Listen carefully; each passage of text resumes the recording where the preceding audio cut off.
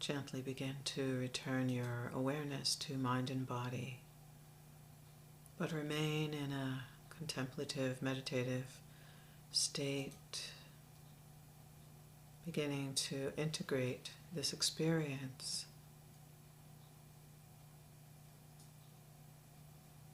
Feel that your body and your mind are filled with light, the light of consciousness. Feel your mind to be illumined, bright. Your body radiantly alive.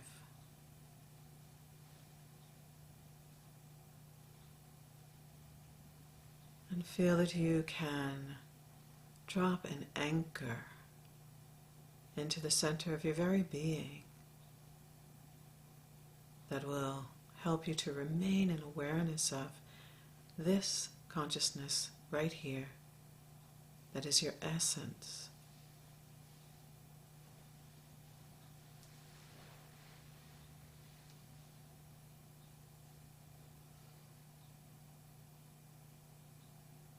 Let us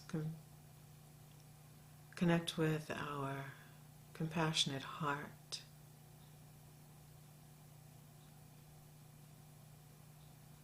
And radiate goodwill to all beings.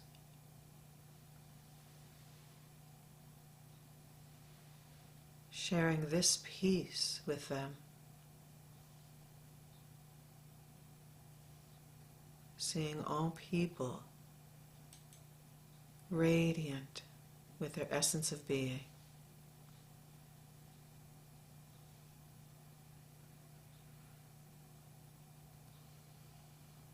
Take a moment within yourself to offer your prayers for our world, all people and circumstances that arise in your mind and heart.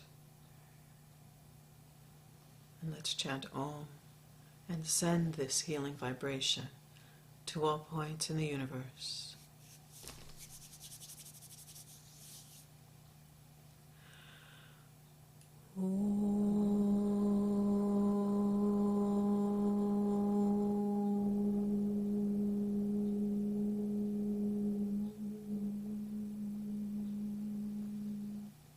Peace.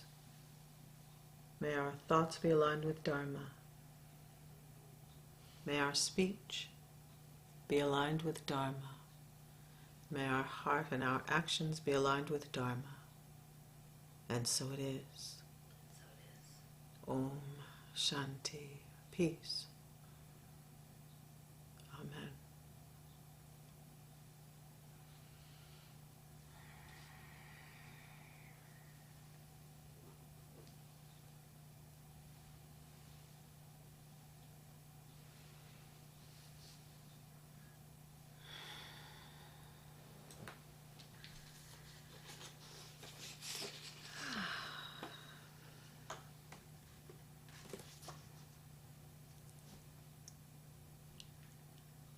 So we are well into chapter 7 by this time. Today would be verses 13 and 14 in chapter 7, the yoga of discernment and realization.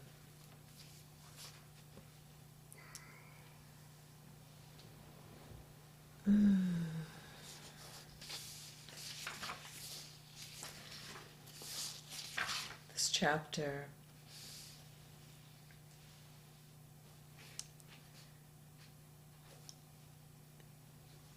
is Krishna speaking on the reality of God. And I really appreciate the way that Sri Davis Ji walks us through this. I often, I have had throughout my life, I think, had a challenge with the baggage that comes with the word God and the way that I related to the name God in my early years, and I don't know, off and on at all times. It's an imprint made upon me early in my life that I struggle with continually. And when I came to this path of Kriya Yoga, I was really grateful to learn that on this path it's more open,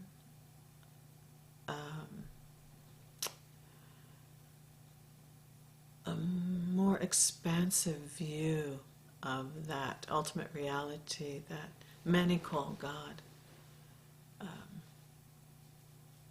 and can be called the allness, the great mystery, isness, that with a capital T, mother, father, nature, so many things. Yet if we have right understanding, that does not have to be an obstacle for us. So the gist of this section so far, for me, what I'm taking away from this section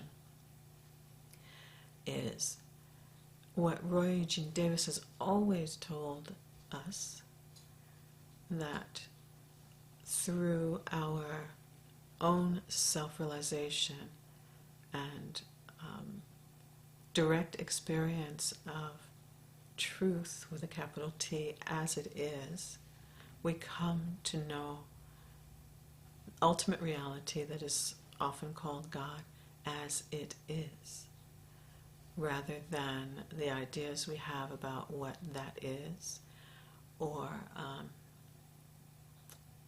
what anyone else has told us about it. And we come to know reality as it is. And many equate that, coming to know that reality, as coming to know God. So,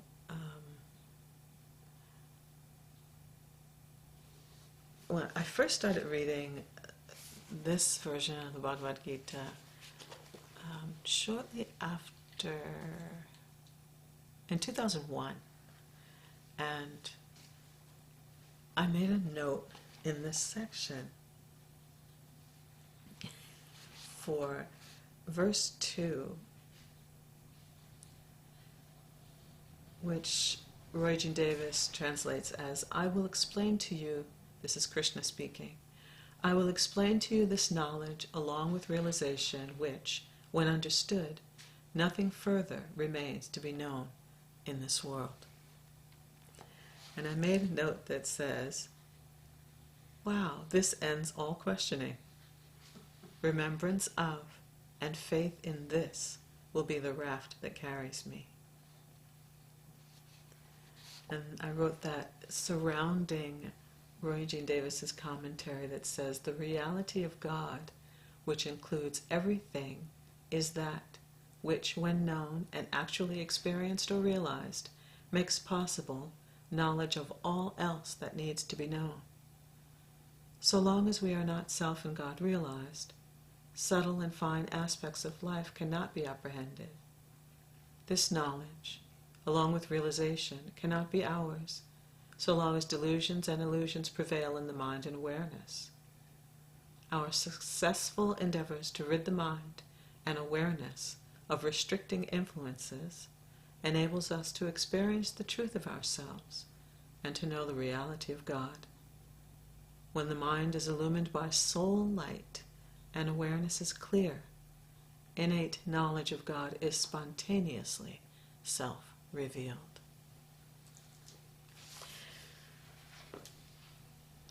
I actually remember writing that because I had a profound transformation of consciousness, I think, when I realized that I don't have to figure out this God thing. I don't have to decide whether I buy into the ideas about God or any of that. What I need to do is purify my awareness. And if I focus my attention on purifying my awareness, all will be revealed as it is to me, beginning with my own essence of being, and then discovering, uncovering, unveiling oneness consciousness within myself, which will, as I understand it, remove my questions about what reality is, what ultimate reality is, because I will have direct experience of it. And then the words don't matter anymore.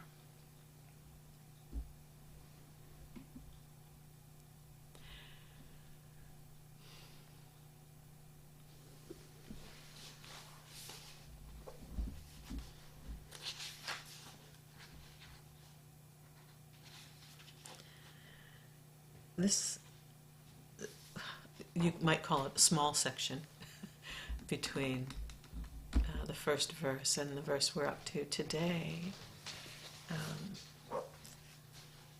has, each section is packed with wisdom that we could contemplate for the rest of our lives. So, it's difficult for us to move through this scripture really in a year and think, I've read the Bhagavad Gita. I understand the Bhagavad Gita. I think what I've always been told about the Gita is, for yogis, it's like our Bible, and that you're never done with it. You just have it by your altar and pick it up and grab some section of truth and contemplate it and let it speak to your life, and that will go on for as long as you want it to. And it's like a companion, I think, for me.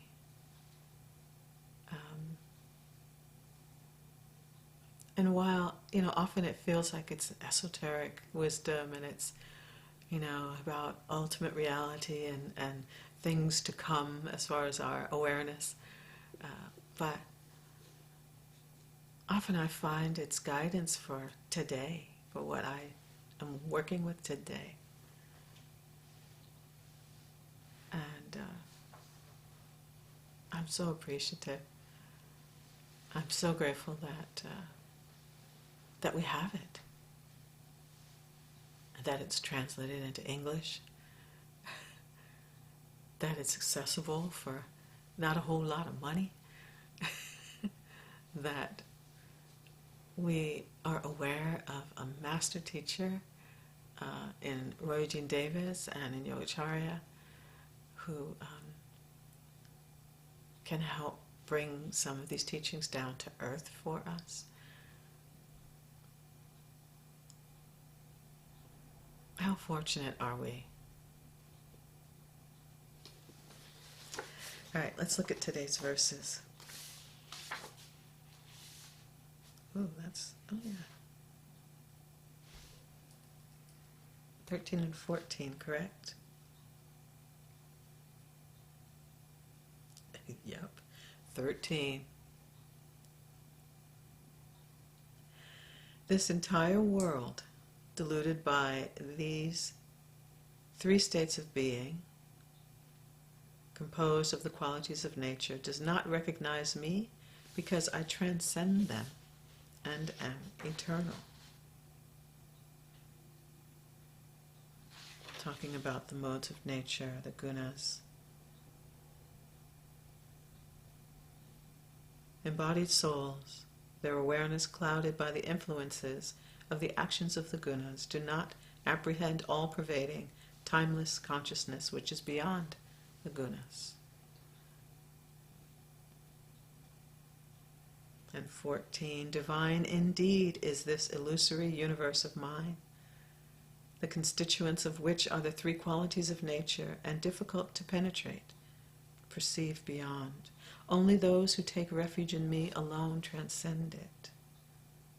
God's creative energy is expressing as the universe, which is manifested by the interactions of the gunas. It is not easy for one who is overly identified with the illusory characteristics of nature to perceive that which is their cause. But it can be done by focused contemplation and awakening to knowledge of the Absolute. And one of the best reminders ever, a problem cannot be solved by the same states of consciousness and actions which produce and maintain it. So, the problem of delusion cannot be solved by states of consciousness or actions which are its cause, delusion's cause. Because the universe can be perceived, it is not an illusion. Our misperceptions about what we see and sense cause us to consider the field of nature to be illusory.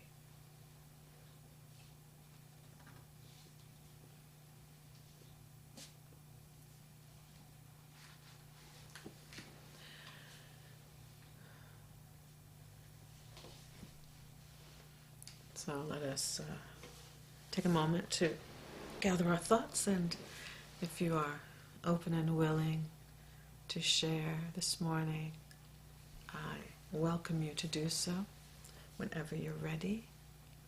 Thank you.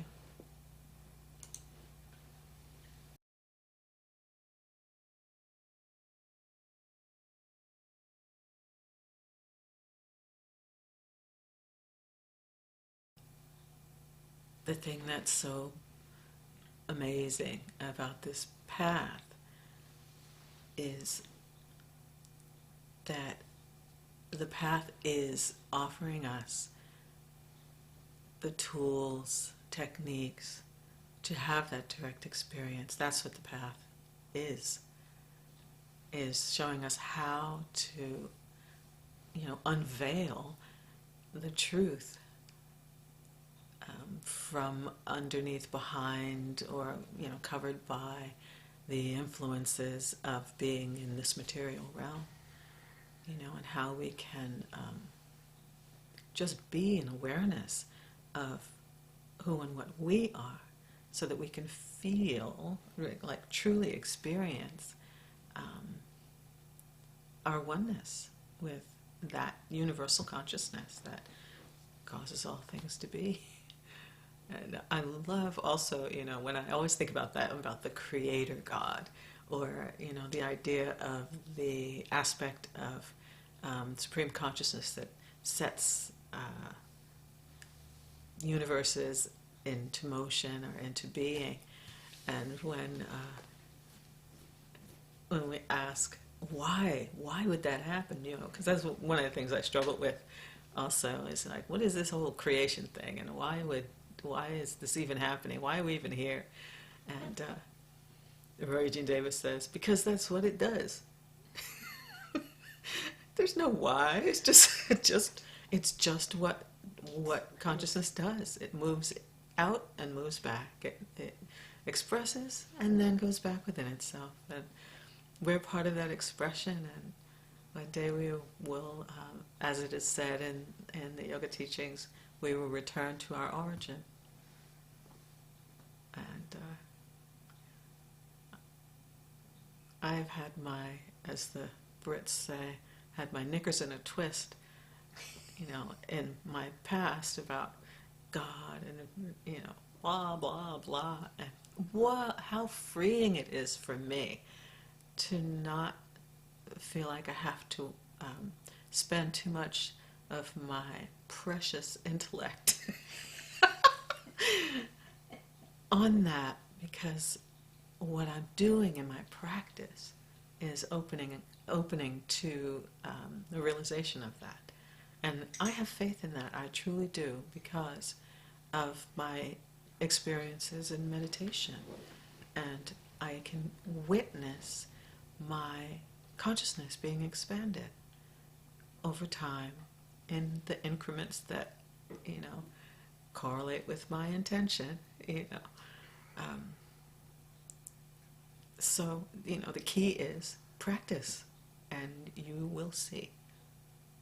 And that seems so simple, but, we have to understand how very entrenched we are in our ideas and in our identification with this body-mind. And that's, I'm really grateful that the rishi sat down and said, I'm going to work this out. I'm going to see what's going on in there, and I'm going to find out how to navigate it so that I can free myself from its limiting effects. And that's what we're doing, freeing ourselves from limiting effects of our experience in this realm. And, once you have faith that it can be done, that actually carries us, like I said, in my little remembrance from 2001, that will carry me, to have faith in that. And if you keep practicing, you'll continue to have faith, because you'll continue to witness directly the effects of your practice. So, that circle. Returning again and again to that which lifts us and opens us and brings us inner wisdom.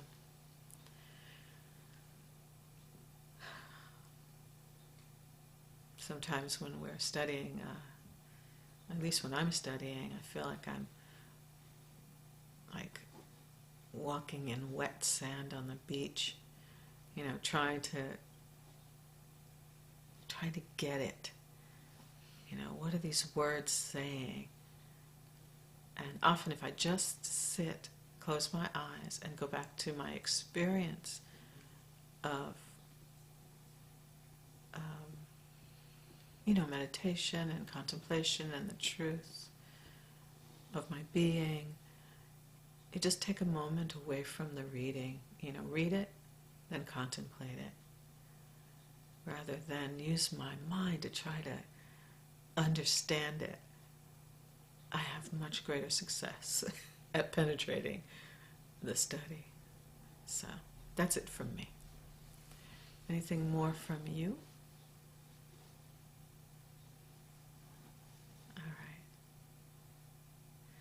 It's been a great joy to sit with you this morning, to meditate with you, and to contemplate the teachings with you. I appreciate that you bring your full self to the study. I appreciate that very much. Thank you.